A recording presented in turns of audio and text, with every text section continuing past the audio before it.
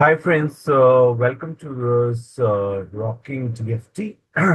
So today we are going to discuss about Ijtag, okay? And I'm just going to explain the basic concept of Ijtag, the basic premise we are going to discuss, the architectural, overview, kind of, right, for an Ijtag. Okay, so this is a kind of an architecture of an IJTAG. So here, if you can see, right, this is normal 1149.1 kind of an architecture. So there are two muxes, mux 1 and mux 2, right? So in the mux 1 is going to select between the different data register, and mux 2 is going to select between the instruction register and the data register. Okay. So this is a normal 1149.1 kind of an architecture, but instead of one data register, if you can see, this is a whole IJTAG. So let's see how this whole operation is going to work, right? So when the instruction register is going to be selected, so the required instruction is going to be shifted into the shift register, which is inside the instruction register. And when the shifting process is being done, right, then you know how the FSM state works. After the shifting, the update IR, when that particular state comes, the instruction which has been shifted into this instruction register will be loaded onto the whole register. In the third step, what's going to happen? The output of this instruction register will be given to the decoder logic, and the decoder logic will act as a select signal of this MUX1, right? And it will try to select whether I'm going to select the IJTAG or I'm going to select the data register, right?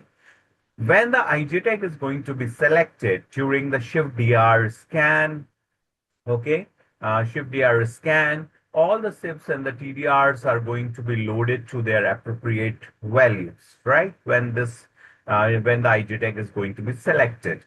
Now, after the shift DR, when the update DR scan operation is going to come into the picture, so the data from the data registers, okay, the data from the shift register in the SIPs and the TDRs will be loaded to the hold registers of the hold register with their corresponding hold registers, and the output of this TDR will be applied. The selected TDR will be applied to the IJTAG instrument to select the corresponding IJTAG instrument. So in this way, the whole IJTAG operation is going to work.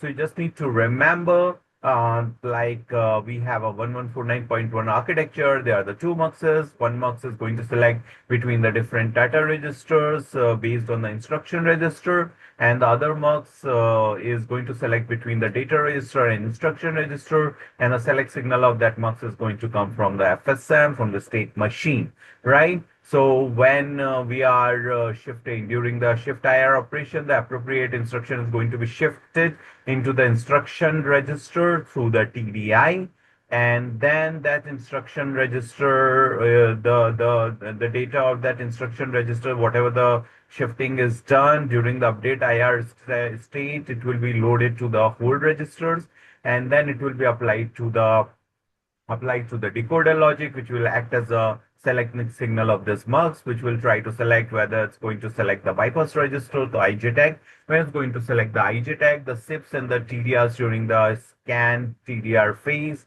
or the shift DR scan process, all the SIPs and the TDRs are going to get their appropriate values. And during the update DR scan, what's going to happen? These values these